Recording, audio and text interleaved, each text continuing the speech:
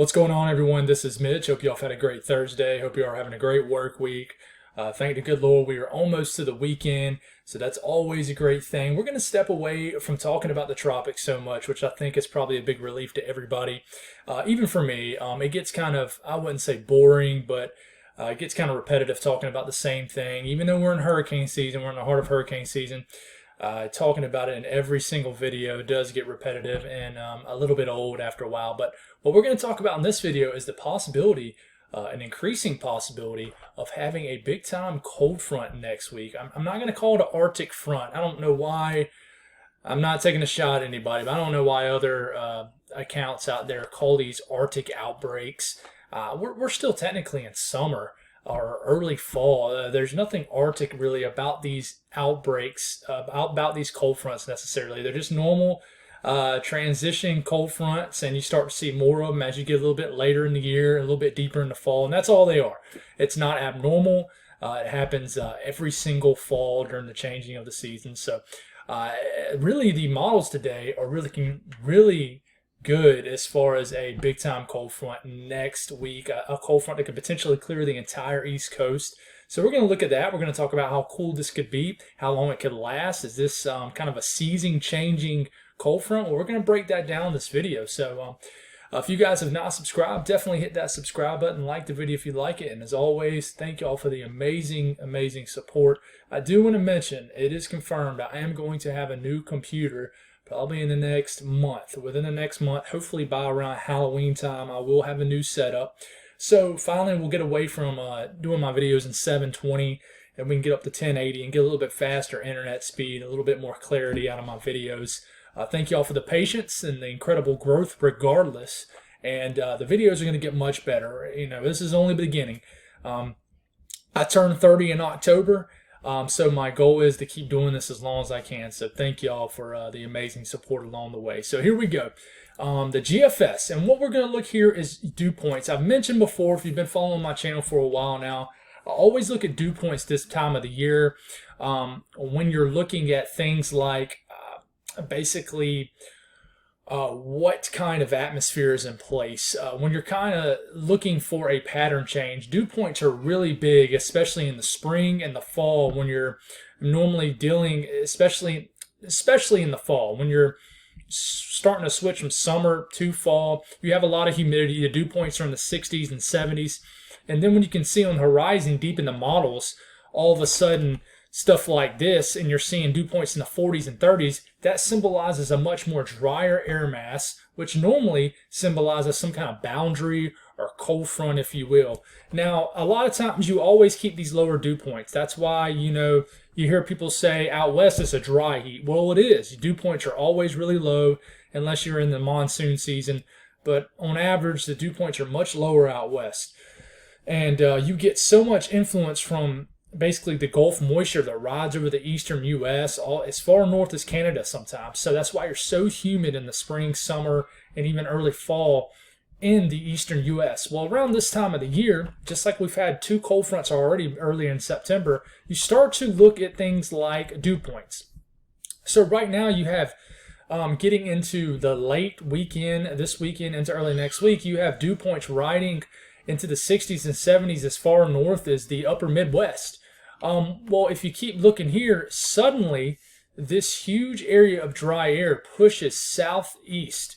To me, it symbolizes a big time cold front, and it's moving in from the northwest to the southeast, which normally when you have this kind of motion here, this is going to be a pretty deep cold front as far as how far it penetrates southeast. Well, as we're getting into next week, we're getting into the Wednesday time frame. This cold front starts to clear places like Missouri, the western areas of the Ohio Valley, a huge chunk of Texas, Arkansas, Oklahoma, and it's already starting to get into the deep south all the way into Tennessee as we're getting into next Wednesday evening. And then check it out. It begins to clear all the way through the Carolinas and Georgia. Unfortunately, you guys in Florida, it's not, especially now the panhandle of Florida definitely can get into this. But areas in the peninsula of Florida, the part of Florida that actually sticks out into the Atlantic Ocean, Gulf, and into the Gulf of Mexico, I don't know about this one for you yet. But you guys don't see them huge cold fronts this time of the year, really. But check it out. You got dew points in the 40s in Georgia and the Carolinas. And then it begins to maybe get a little bit more humid, but this lasts all the way through next weekend.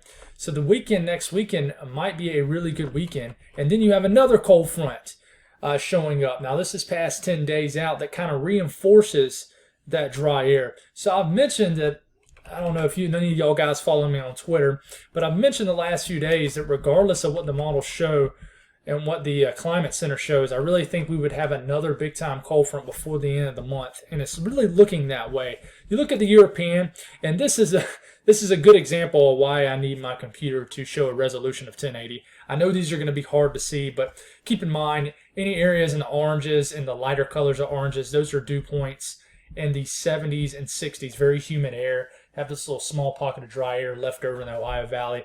But as we're getting into this weekend, very humid across most of the mid-Atlantic, the Northeast, dew points all the way into the 60s as we're getting into the Saturday. As far north as Maine, lots of humid air, a lot of humid air. And we're moving forward here. These are dew points in the 40s and 50s in the bluish and the whites. Whites are more dew points in the 30s. A little small dip in the trough. Jet stream kind of dips over the Northeast, so you guys will get some nice fall air. But the big front comes early to midweek, and it starts to do exactly what the GFS shows. And check it out here. This is a huge boundary where a cold front, which much drier air, much cool fall-like weather is dipping behind this cold front. So you notice, and I know it's going to be hard to see. I'm going to get this better for you guys, especially in time for winter. We're looking at temperatures and things like this is much more important than it is the summer. Look at this cold front as we're getting into Thursday evening next week, so a week out from the day. Well, this is Wednesday evening, a week out from the day. This cold front's already cleared Texas, Missouri, Arkansas, Iowa, the Ohio Valley, most of Tennessee, most of Mississippi, a good chunk of Alabama. And look at the dew points riding all the way into Pennsylvania, into the 60s and 70s, to the Carolinas and Florida, ahead as you get a southwest or southerly flow ahead of the cold front. Cold front clears during the day, potentially. It's gonna bounce back and forth as far as which day. During the day next Thursday, late week next week, cold front clears, and then you have much more drier and fall-like weather, that crisp fall feel out there. Maybe as we get into next weekend, but this weekend is really looking like it's going to be very humid, very warm, and kind of cloudy. And once that cold front looks to clear the East Coast, it looks like it lasts potentially, if you're looking at the Euro, all the way through the length of the run, and then it looks like it might get reinforced by another cold front coming down. Now, as far as temperatures, what does that look like temperature-wise? Well, we'll take a look at the GFS here. And we're getting into this weekend. Look how warm we are. Now, you see these pockets of cool air. That's clouds and rain. But it's still going to be very humid. So, you look around the Atlanta area, you're getting Monday afternoon where you're saying, 70s isn't that bad. Even if you're living in the Carolinas and Virginia and Georgia today, you're thinking, well, it didn't get very warm, but it was very humid. It's because you have tropical moisture in place from the disturbance out in the Atlantic and what's left over in Nicholas. But going forward here, you can see this cold front coming as far as the temperatures. You're getting into Tuesday afternoon, and honestly, it doesn't take a rocket scientist to see where this cold front is on the map. These are high temperatures. High temperatures soaring into the 90s in Dallas, but just west, you only have temperatures in the 70s and 80s for highs. This cold front clears the area, warms into the 80s across the interior southeast. And then as we're getting into Thursday, look at that. Look at Thursday morning. Look at these temperatures all the way into the 40s and 30s into the mountains of Tennessee and North Carolina, Virginia, West Virginia. And look at the cool, crisp air making it as far south as almost New Orleans. The entire state of Mississippi's in the 50s, waking up next Thursday morning. Now, this is still 7 days out, so a lot of time to figure it out. But, maybe highs in the 70s and things like that. But what I'm saying is the potential is there for highs in the 70s as we're getting into next Friday in 80s, low humidity, beautiful weather. This will probably, if it was to play out how I'm seeing it right now, this will definitely be the most potent cold front of the season so far. So I like looking at this. This basically shows tropical air and it shows dry air. Well, check it out here. You see these areas in the blues and greens, that is tropical moisture in place.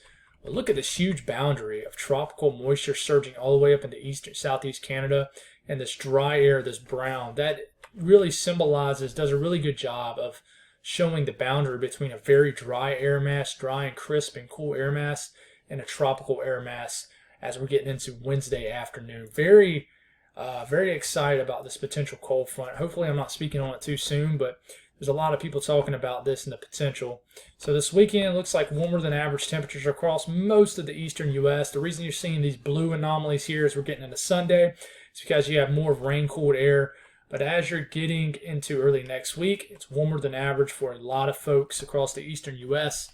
But then these blue areas are cooler than average. That's your cold front, moves through, clears the most of the eastern U.S. by Thursday. And look at those beautiful blues coming in, below average temperatures as we're getting as we approach our last week of September. Beautiful stuff. I love it here. So it's definitely incoming. And really what's going on here as I kind of fast forward in time is a kind of a negative NAO, what you call a negative NAO. We'll talk about a lot on this during the winter. Especially you got some blocking in southeast Canada. Normally when you have some blocking in southeast Canada, you have troughs that tend to dig deep across the central and eastern U.S., which sometimes can bring some cooler than average temperatures, and that's kind of what's going on here. And then you have the trough signaling here across on the GFS as we're getting into late next week. So good times ahead, hopefully, for you fans, for the people who are fans of fall type weather. This really isn't reflecting on the 6 to 10 day temperature outlook yet, but it has definitely trended away from such crazy above average temperatures.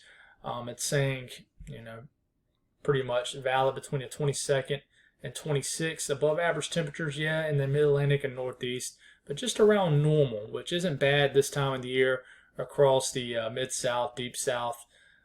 But you get to the 8 to 14 day range, and you see this area of near normal to below normal across the southern section of the U.S. So we'll watch to see how much this adjusts. I think it might adjust tomorrow. So that's all I got, guys. Looks like we got a cold front that's going to bring a more fall-like air mass into the area, starting as early as, depending on where you are, early to mid next week. So that's all I got, guys.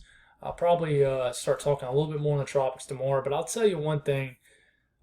Guidance over the last 24 hours have really settled down on any kind of threatening scenarios for 95 and 96L. Really has. So that's good news for that. But that's all I got, guys. Thank y'all. Y'all have a great Thursday evening, and God bless all y'all.